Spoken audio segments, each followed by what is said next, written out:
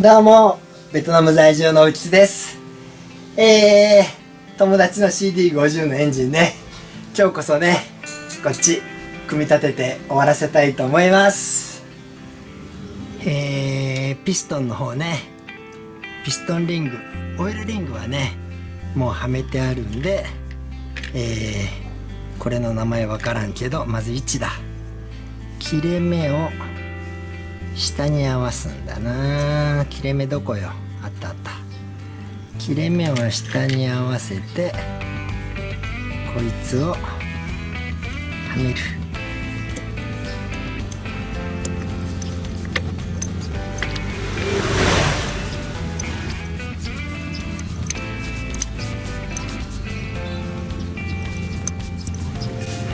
ね、これはちゃんとはまりましたね。位置が見えにくいが OK か。でセカンドリング、これプロの人たちってね、なんかこうやってくるーってかっこよくはめるんですが、まあそういうのできないんでね、普通に広げてはめちゃいましょう。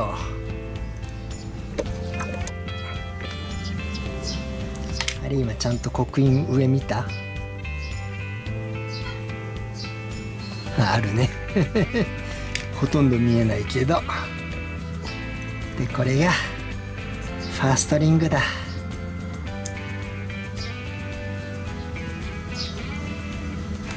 切れ目がね、ファーストリング、セカンドリングで、オイルリングが下にね、真ん中の切れ目と左右分けてるんで、これで OK でしょう。これはオイルを先に塗っといた方が良かったんだっけ？はいか。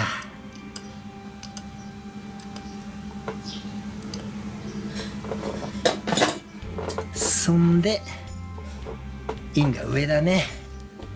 この時点でね、私はここに突っ込んじゃうんです。こっちが切れ目か。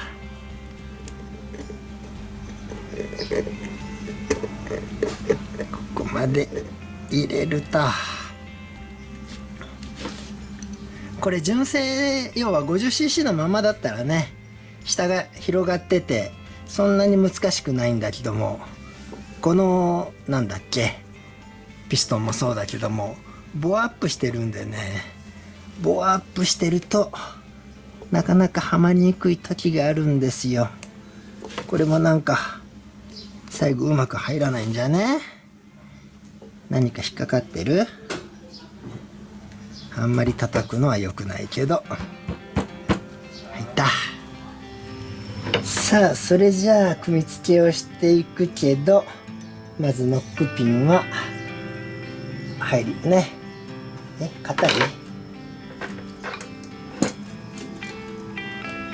大丈夫か？入ってんのか。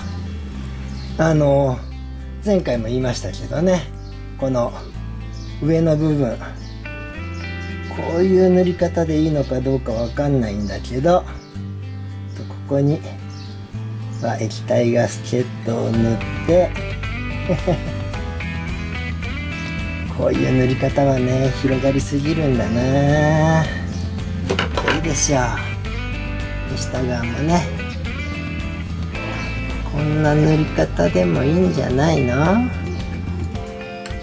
さあ、それでね、ガスケットはめるんだけども、ずいぶん前にねちらっと言ったんだけども、こいつがピストンをね変えて、クランクも変えてるんですけども、変えた時に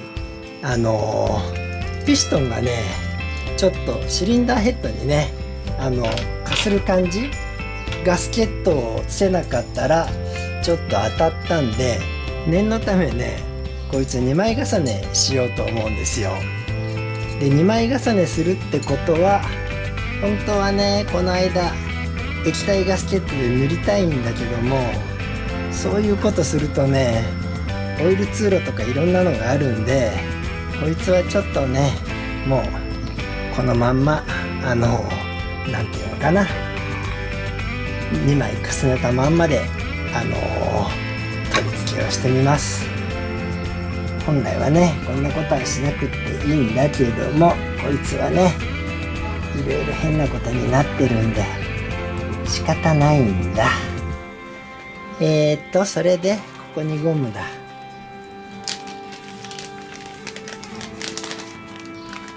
2枚重ねたってことはね、密封性があんまり良くない気はするんだけど、ちょっとこいつはグリース使って貼っちゃおう。こうやってね。さあそれじゃあね、ピストンシリンダーつけていきます。ここはオイル塗った方がいいでしょう。こんな感じでね。それで反対側からか。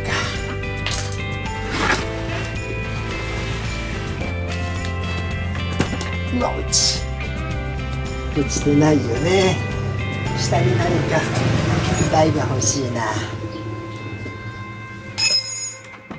ちょっと手前に出すかい。画面に収まってんだっけ。でこっち側から入るスペースあるね。ここもオイル塗っといた方がいいの。こ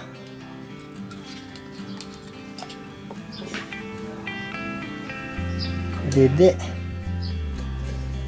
はめていくんですよ。チェーンを先に通したい。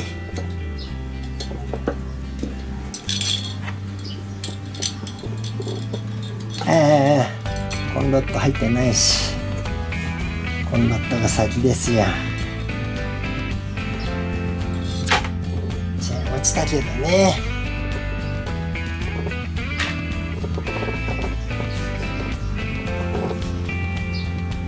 でこっからこ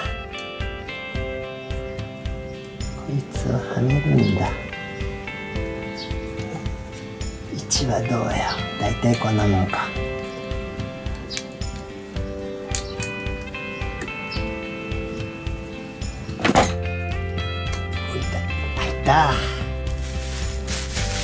これでねクリップ取り付けだけど念のため落下防止のね、落下防止というかエンジンの中にこのピンがね入っちゃうと困るんで、これでカバーするんだ。ベトナムで手に入るやつはねこういうやつなんではめやすいんだけど、ただこれはなんか高回転に弱いんですか、良くないみたいですね。ベトナムで高回転で回すことはないし、基本的にこれしか手に入らないはずなんで、喋りながらやってるとうまくはめれんぞ。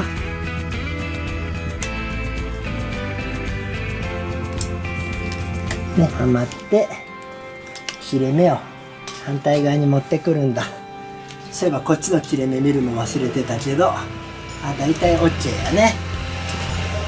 さあこれでガスケットを傷つけたくないよ。これでもう一回チェーンだ。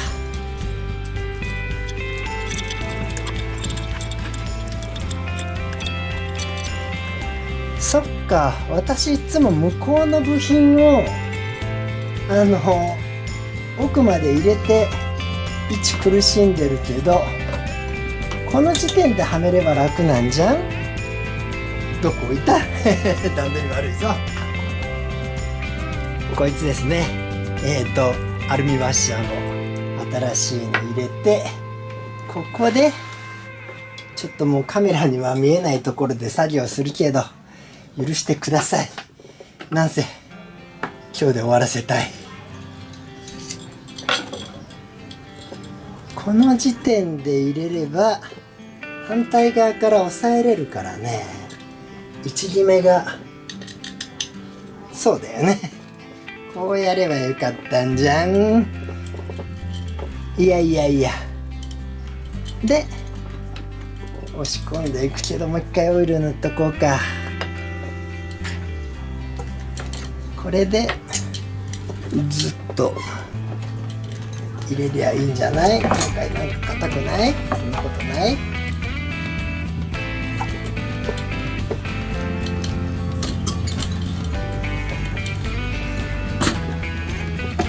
下が引っかかってるとそれは硬いよ。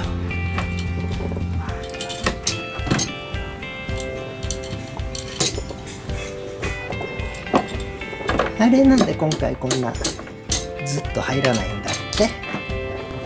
なんかこうも硬いと不安になるけど入ったね。で、映ってないけど横のネジでね、もう仮止めしちゃえば動かんのよ。そうでしょ。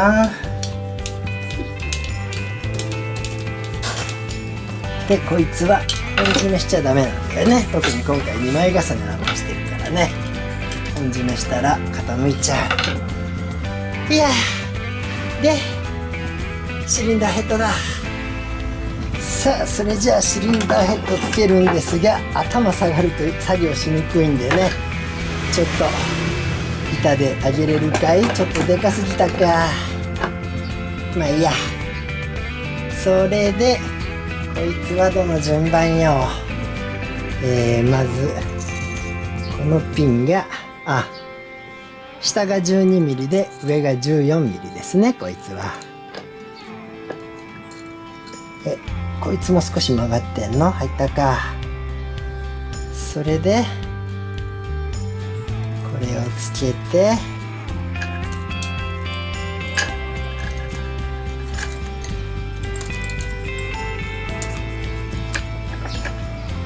でこっちもこのゴムだけどここは落ちないからそのままでいいのか。なんか全然オイル止めれる感じじゃないですけどね。で下は大きさ全然違うじゃん。これ落下しちゃ嫌だから一応グリスを塗ると。そんでシリンダーヘッドこいつをはめてチェーンを忘れずに引き込むんだ。全部なんか見えないところで作業してるねしかもこの木が邪魔になって当たってんじゃんこいつは邪魔だったよ。こうしようか。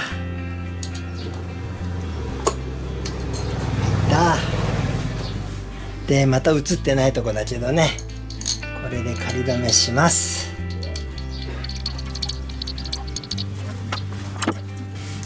それでこいつだ、向きがこっち向きでいいんだよね。上下も合ってるね。下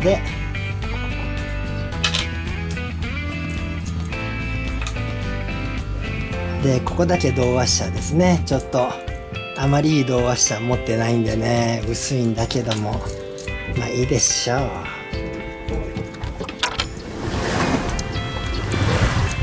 本来ここはね袋ナットじゃないんだけども、ベトナムのセットはね全部袋ナットになってるんで、まあこれはどっちでもいいんだよね。ここがね袋ナットじゃない場合はオイル漏れになるけど、それ以外は問題なし。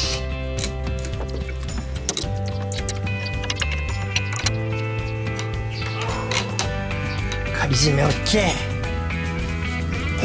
チェーンも問題ないんで、じゃあトルクレンチでね本締めしていきます。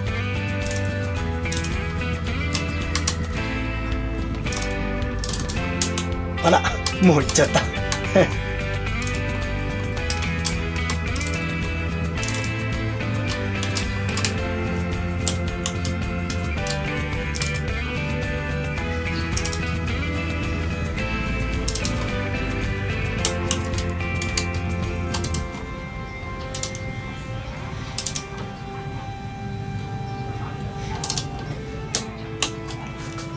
こっちもね一緒に締めちゃいます。もういいか。これらね1キロで締めました。そしてここだ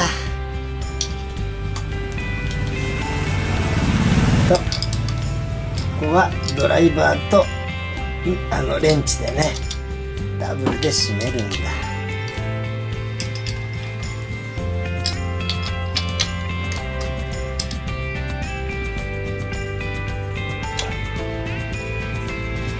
OK じゃない？いや9ミリのレンチ探し回りましたここ締めるやつね、頭が9ミリなんですよね。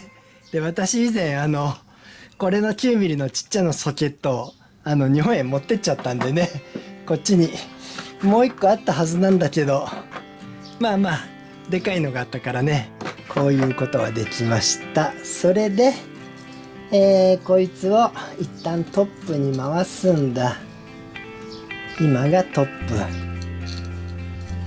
プに回して位置を合わす。うわ中に入ってったぞ。 OK で、こいつはどうであれ一旦針に止めてずらして確認していくしかないんだよね。スマートなはめ方したいけどね。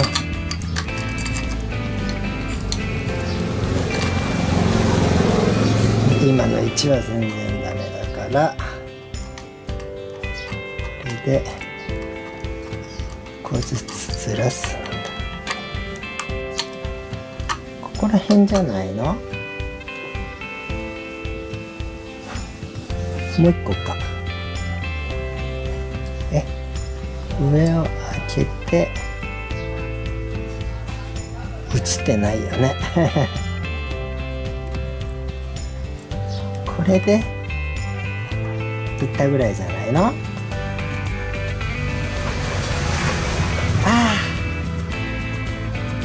こいつはカムチェーンテンショナルが外れないから、ここでもはまったよかったこれで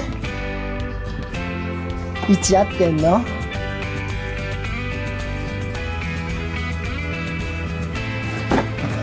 トップだよね。なんか微妙にずれて見えるけど、微妙なの合わせようないからね。いけるでしょう。一旦止めてみよう。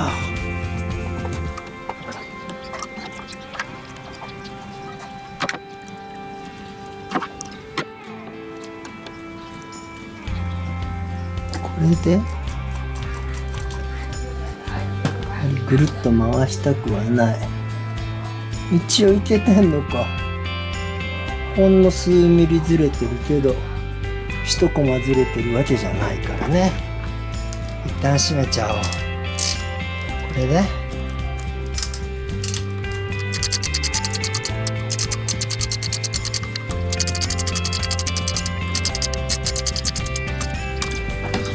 こっちを押さえるんだ。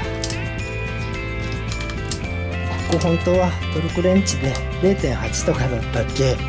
ここは測ってやったことないんだな。 OK でしょう。それでぐるっと回して確認しよう。映ってんの？ぐるっと回して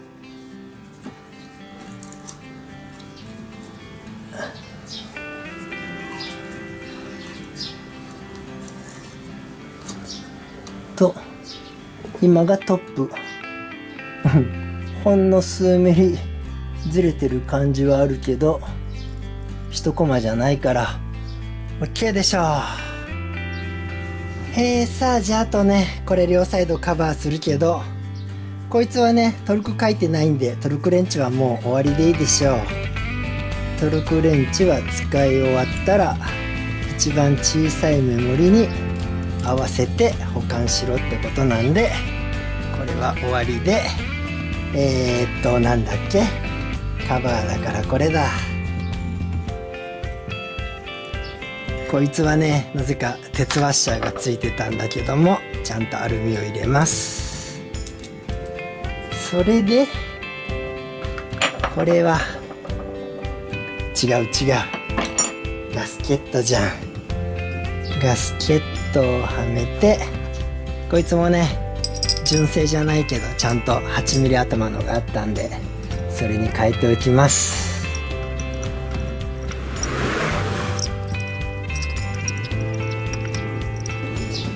でこいつは本当は止めるところがね出てなきゃいけないけど折れちゃってるんで、違う違う、これもガスケットじゃん。こ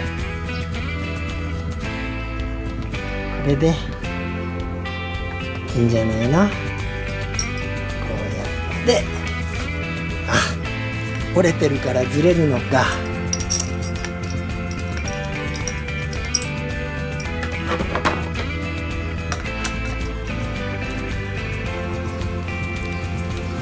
トルクがわからんので適当にクックと。それでこっちは8ミリ。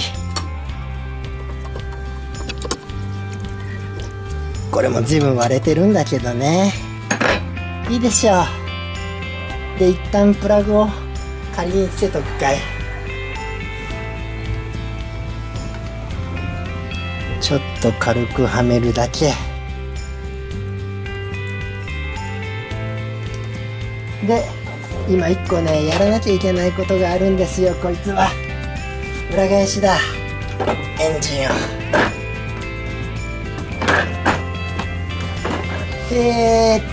ちょっと次はね、こいつ下のドレンともう一個なんだ、こいつは本当はカムチェンテンショナーなんだけども、ちょっと構造が変になってるんでね、今ここでオイルを入れて役に立つのかわからんけど、とりあえずアルミワッシャーも新品に変えてます。ここはこれで締めて、で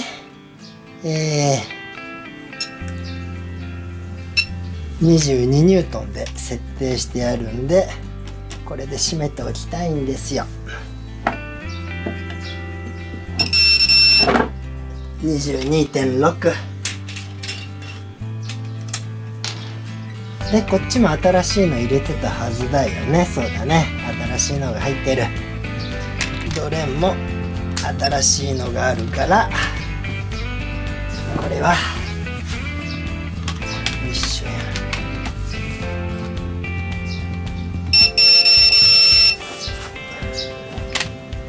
なんぼ25、ちょっと強かったか。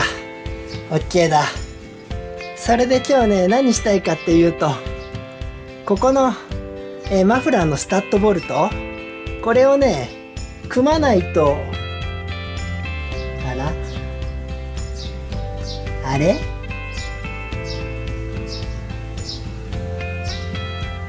こっち穴潰れてる？一応いけるか。ちょっと上が楕円になってるけど中は大丈夫っぽい。どうしよっかな。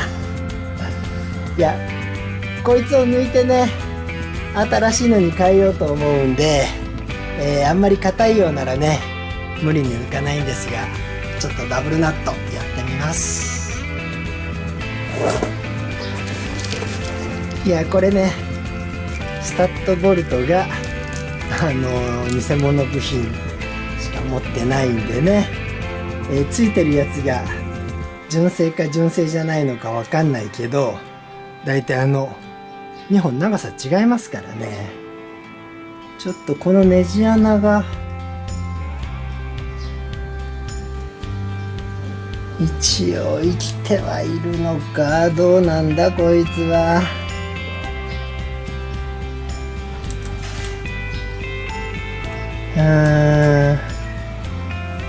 ここはなんだろうな。まあいいや、とりあえず一旦これを抜くんだけど、あんまりきついようならね無理に外さない方がいい気もするんですよ。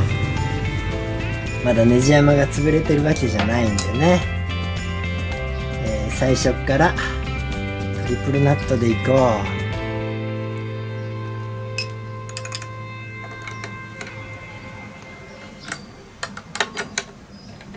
グッと締めて、もう一個。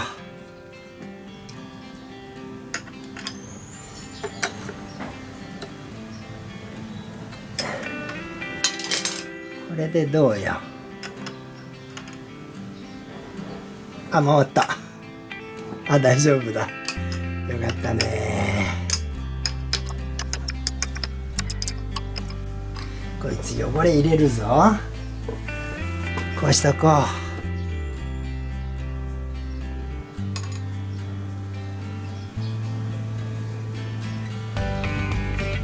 よっしゃ。こっちのネジ山は全然問題ない感じ。ちょっと横に寝かして、あれだ、なんだっけ、タップ。よいしょ。へへへ、位置悪いな。さあちょっとね、潤滑剤をスプレーしてタップを立てておこう。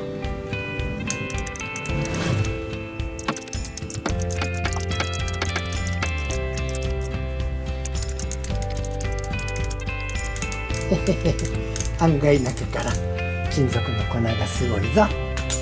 でもう一回こいつだ。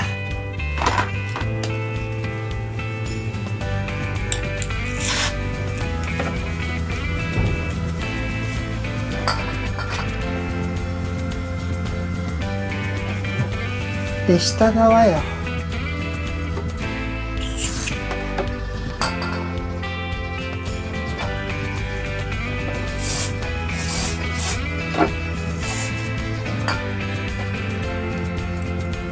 これ向き考えないと変な方に入ったら怖いぞ。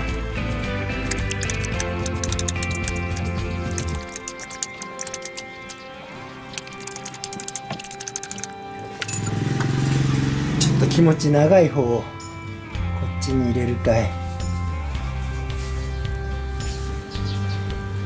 一応閉まってくれる感じなのかな。ここね、ちょっと耐熱グリスを塗ってから一旦閉めてみます。こっちがね、入り口が少し緩いんだけど、奥の方のネジ山はねしっかりしてる感じなんですよ。だからこれで閉めちゃうんだ。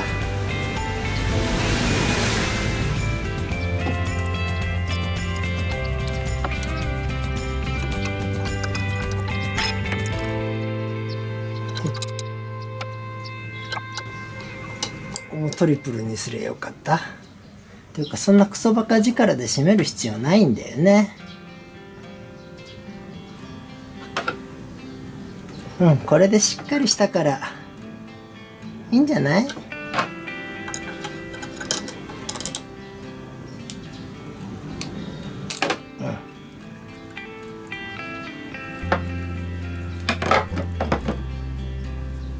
こっちも耐熱グリス。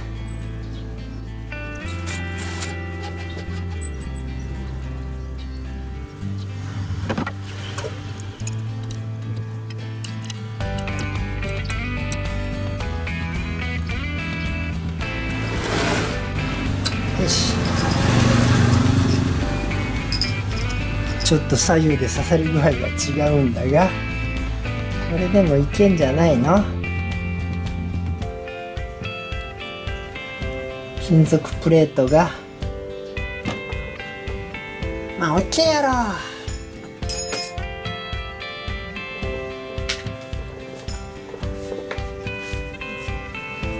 うわ、なんか斜めになってるぞ。これマフラーつくんかな。まあでももしマフラーつかなくってもね、逆にここはいじらない方がいいんで、マフラー側をリューターで削ってでもはめる感じかな。一旦上向けようか。よっしゃー。とりあえずこれで組み立て完了したんで、次回ねタペットクリアランスを確認。危ないちょっとこうタペットクリアランスを確認して、キャブをもう準備してあるんでね、それつけて始動確認です。なんでね、今日はここまでです。それではまた。